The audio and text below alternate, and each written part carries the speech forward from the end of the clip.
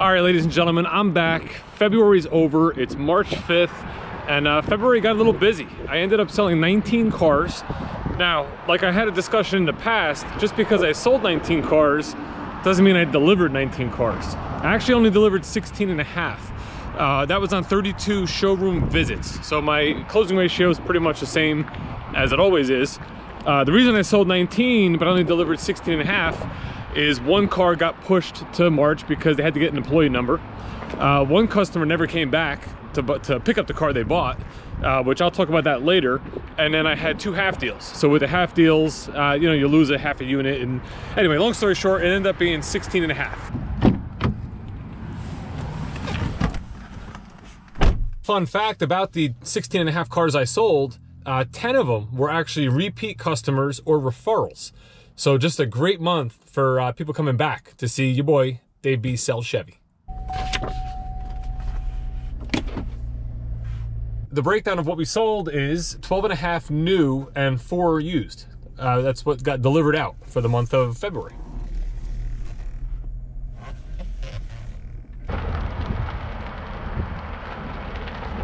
As close to this as we can. Cut the wheel hard.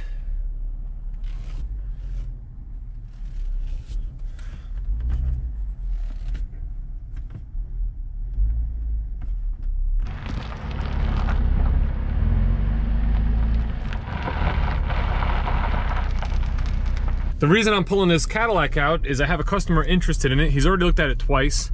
He's coming back later this afternoon to take one final look, and I think we're gonna be able to close this deal. The only thing he felt when he drove it was that the brake pedal was a little soft. So I'm gonna roll around the back and just have our guys in the shop take a quick drive in it, make sure everything looks okay. If it needs something, we'll you know, address it. But I think everything's fine. Feels okay to me. It's probably just a different feel based on what he's used to currently driving.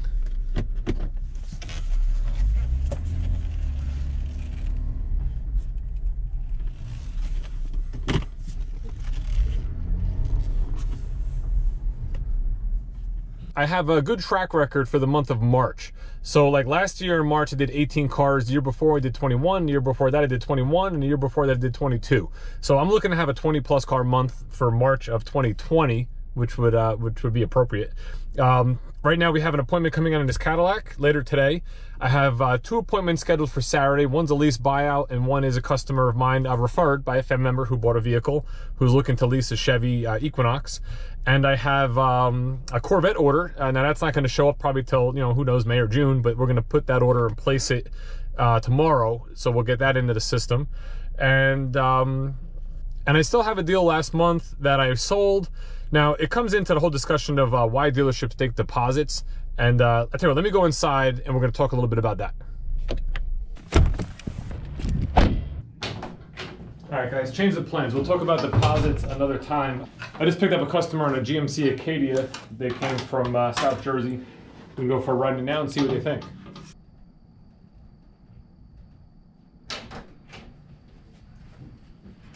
My customers just drove the GMC Acadia they're looking at. It's 2019. They like it a lot. You know, the only thing they're not crazy about is the color white. They'd rather have something more like in the silver or gray from what it seems. But they're outside looking at it right now, and they want to talk it over. So I gave them some space. When they come in, we'll go over Carfax, the folder, you know, all that sort of stuff, and see what they think.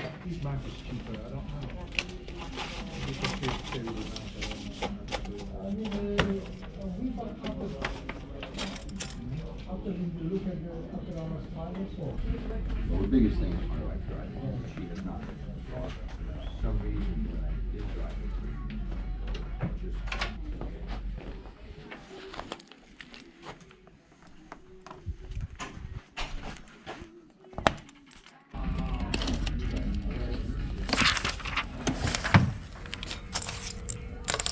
All right, folks, we got it. That's a car deal.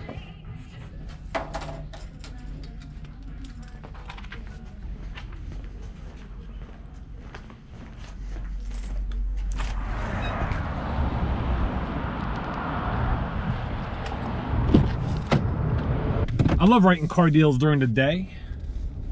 Who wouldn't, right? you know, it's funny, most of our business happens, you know, after 5 o'clock or Saturdays or over the phone or internet. So when you see somebody come in, you know, to the dealership midday, pretty good odds that they're probably here to buy a vehicle and they're probably serious. And that's exactly what happened here. There was a little bit of work involved. You know, one of the things about this store is we price very aggressively, and we don't hit you with all sorts of fees and all sorts of dealership typical nonsense after you buy the car. You know, so for instance, our cars include GM certification.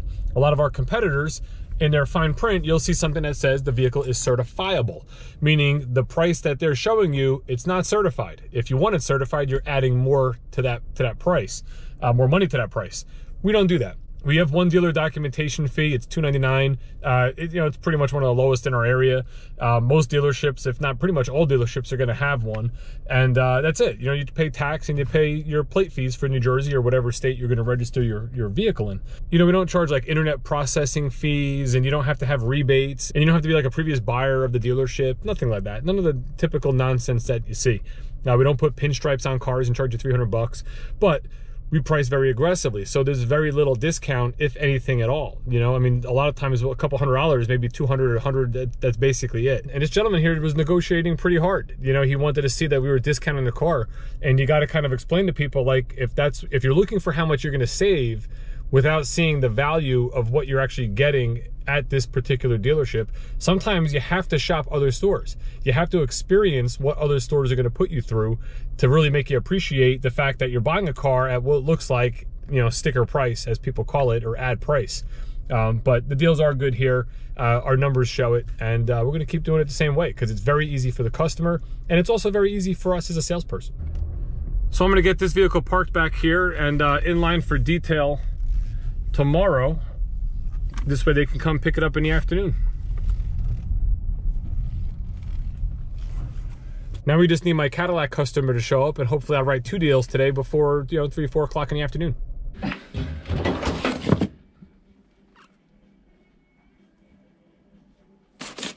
We also make sure we give both keys to the customer, which a lot of dealerships don't do that, and I know that because the customer was surprised when I told her we give her both keys.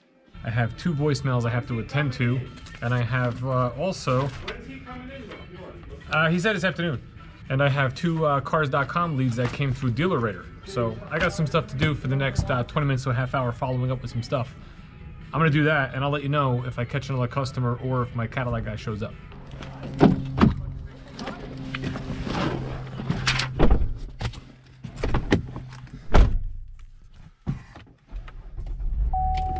My Cadillac customer showed up, and funny enough, right after I filmed that little clip that said, you know, I have voicemails I had to attend to and emails and yada, yada, yada. The phone rang and a customer called up that I had last month on a Silverado that wanted to do a lease. It's a locate. There was no way we were getting the truck in time.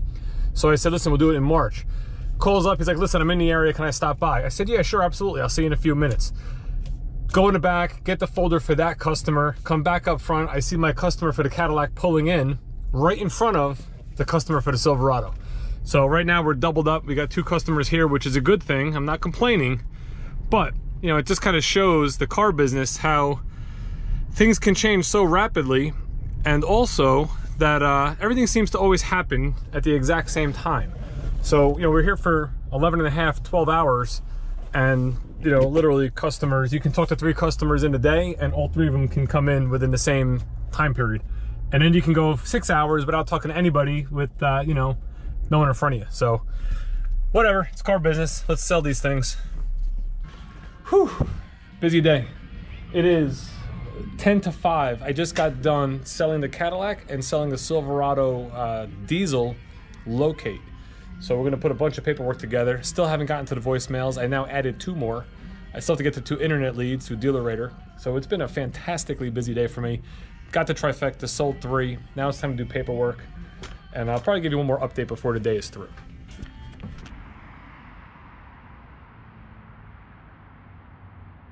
We got the trifecta and we sold 3 cars.